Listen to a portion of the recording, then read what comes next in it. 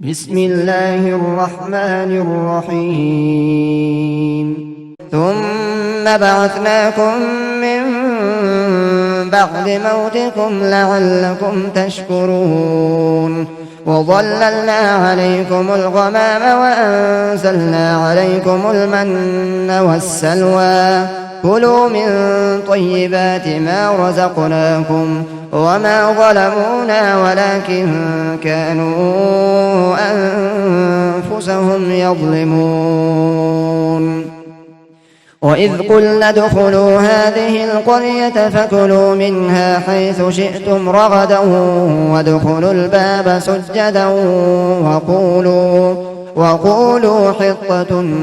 نغفر لكم خطاياكم وسنزيد المحسنين فبدل الذين ظلموا قولا غير الذي قيل لهم فأنزلنا على الذين ظلموا رجزا من السماء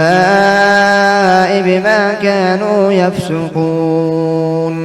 وإذ استسقى موسى لقومه فقلنا اضرب بعصاك الحجر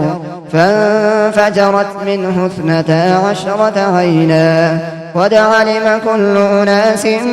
مشربهم كلوا واشربوا من رزق الله ولا تعثوا في الأرض مفسدين صدق الله العظيم.